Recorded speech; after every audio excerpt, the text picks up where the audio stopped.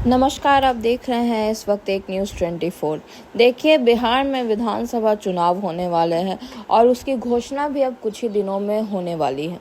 ऐसी स्थिति में सभी राजनीतिक दल अपनी अपनी तैयारियों को अंतिम रूप देने में लग गए हैं।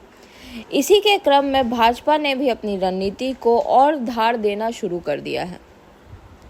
पार्टी ने अब तक राज्य की 125 सीटों पर विस्तृत फीडबैक इकट्ठा कर लिया है। इनमें से 110 सीटें वे हैं जहां पिछली बार भाजपा के उम्मीदवार जो हैं वो मैदान में थे, जबकि 15 नई सीटों की भी समीक्षा को लाया गया है। सूत्रों के हवाले से जो खबर आ रही है वो ये है कि बिहार भाजपा चुनावी प्रभारी धर्मेंद्र प्रधान ने चुनाव तैयारी को लेकर उच्च स्तरीय बैठक में करीब 600 से अधिक संभावित उम्मीदवारों के नामों पर चर्चा की है।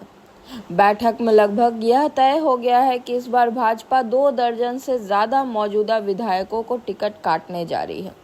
पार्टी का मानना है कि जिन विधायकों का प्रदर्शन जनता के बीच में अच्छा नहीं रहा है या जिनके प्रति जनता में असंतोष है, उन्हें इस बार मौका नहीं दिया जाएगा।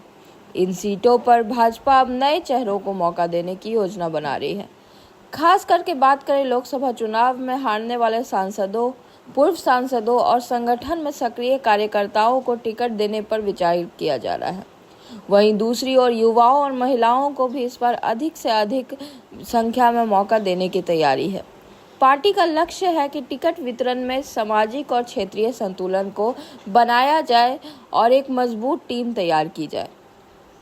बैठक में तो यह भी तय हुआ है कि कुछ सीटों पर अदला बदली का फॉर्मूला भी अपनाया जा सकता है, यानी जहां उम्मीदवार का प्रदर्शन कमजोर रहा है वहां किसी दूसरे क्षेत्र के प्रभावशाली नेता को उतारा जा सकता है।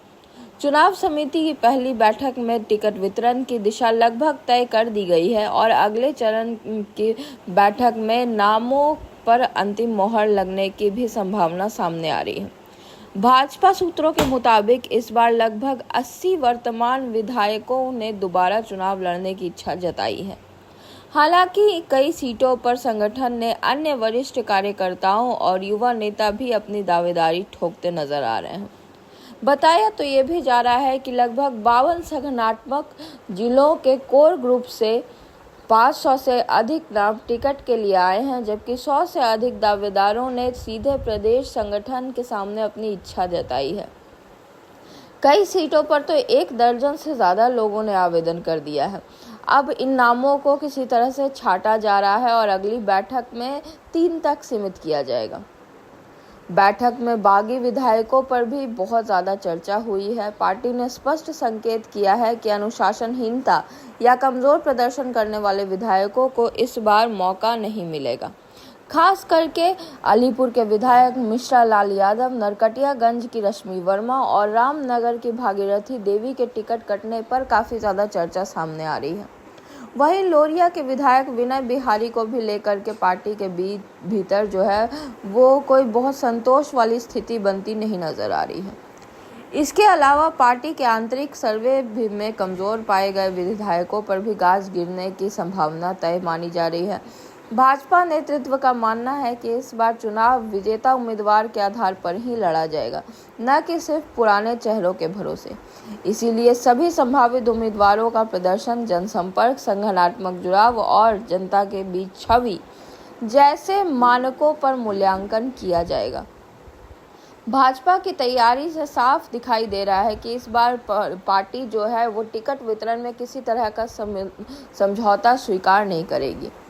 उसका सीधा लक्ष्य होगा कि जीतने वाला उम्मीदवार साफ छवि और संगठन के प्रति जिसकी वफादारी साबित हो सके वैसे उम्मीदवार को ही उतारा जाए, ताकि किसी भी तरह से इस बार विधानसभा चुनावों में भाजपा जो है अपनी जड़ों को बिहार में मजबूत कर सके।